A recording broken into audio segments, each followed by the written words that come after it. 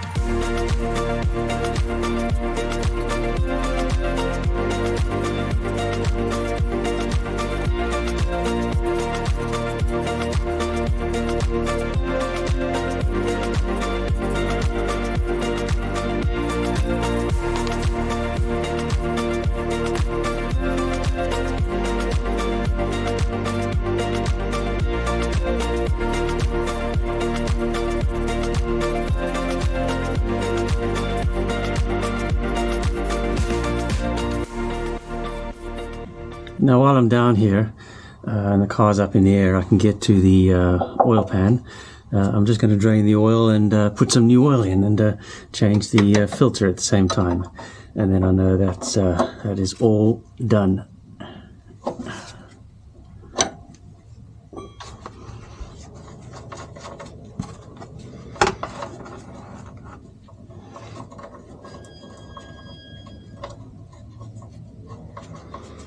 And then I know it's good to go for another season. Not that the car does a lot of mileage, but at least there we go. Yep, looks pretty black, so yeah, good to change that.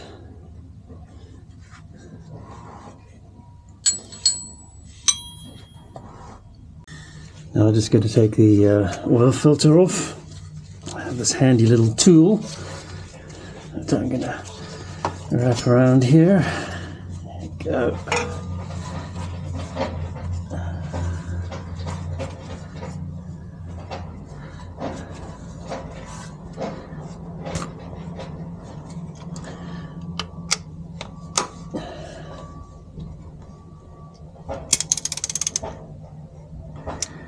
And let's go.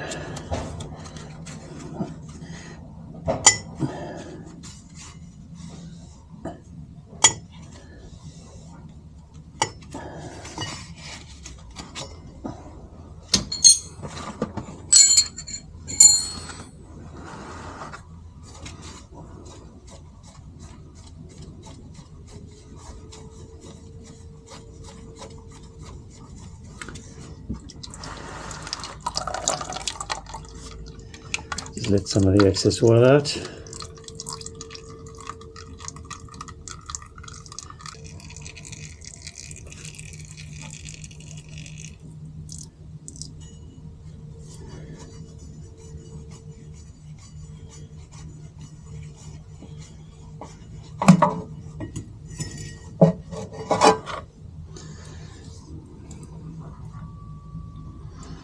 Just going to let that drain out for a little bit. Just one little tip, if you haven't done this before, is whenever you don't have water or oil in the car, as good as you may think your memory is, always just put a little sticker on the steering wheel saying oil or water or whatever you're busy changing, because believe me, you only have to forget once to start the engine and find you don't have any oil and water. So always a good practice. Whatever you're missing, put a little note on the steering wheel. Now, I always like to put a little bit of oil in the oil filter before I put it on the car. It just helps get oil pressure that little bit quicker.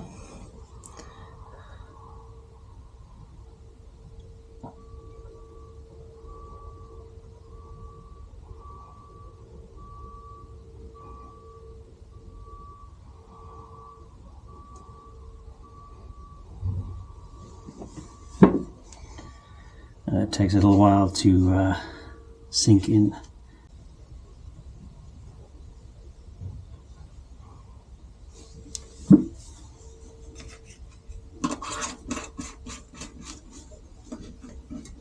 Let that sink down. That way when you start the engine for the first time, you've already primed the oil filter with oil. It's just sort of a hangover from my days racing Formula Fords. With the dry sump system, it's good to have as much oil in there as possible before you start swinging the engine over. And then as always, just put a little finger layer of oil around to help seal. Give it a bit of a wipe here.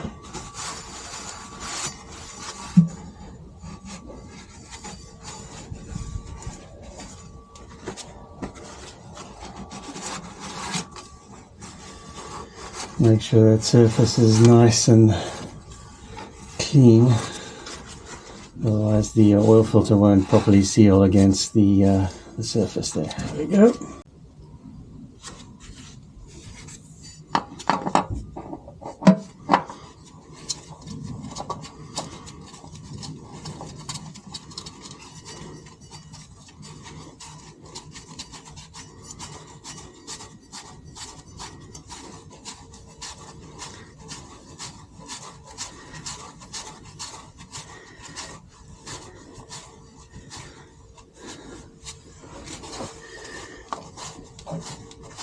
And then just give it a nice tug with your hand.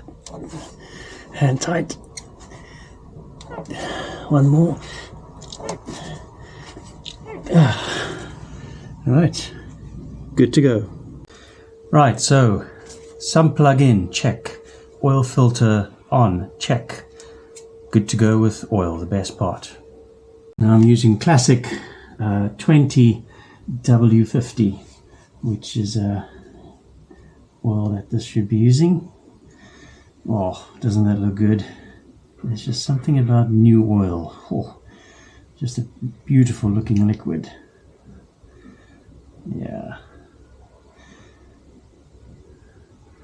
Car should be running nicely now. It's a good idea to do this at least once a year, even on a car that does very low mileage. Just keep the fluids nice and fresh.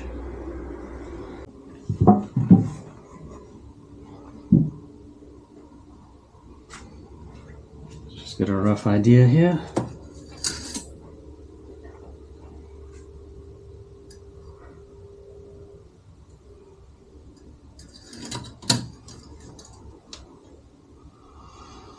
Oil has to have a bit of time to go down. Yep, still a while to go, but nice and clean. I think that's probably okay. And then I'll start her up. Once it's on level ground, check the oil on the dipstick, and we'll be good to go.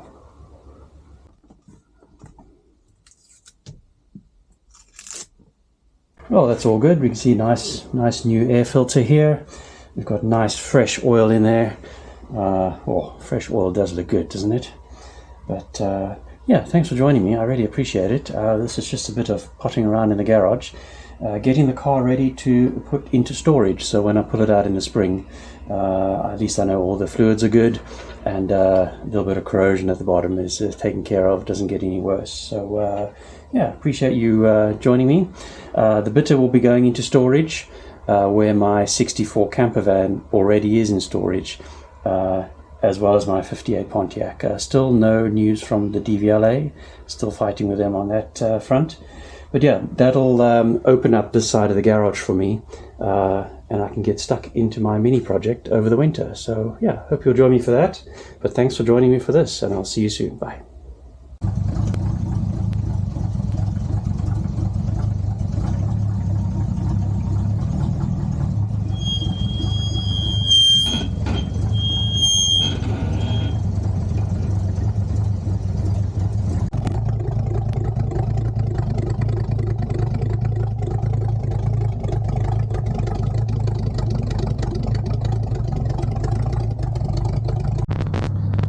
Well, she's running sweetly, and we're off to put the bitter CD into storage, and that way I can free up some space in my garage to work on Project Blue.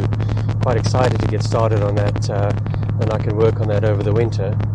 But as you can see, it's a pretty grey day today, not unusual for this time of the year, but the sun was shining earlier. It was quite beautiful.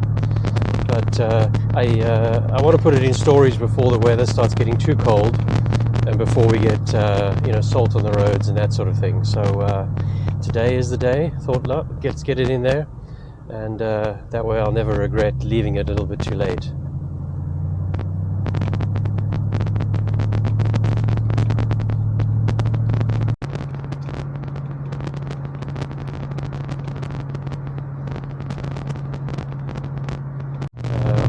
On another positive note, as of today, my 1958 Pontiac is fully road legal. Yeah, last Friday I got a notification in the mail from the DVLA finally